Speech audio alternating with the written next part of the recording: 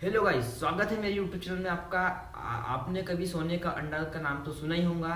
तो इसी प्रकार हम आज लोहे का अंडा बनाएंगे।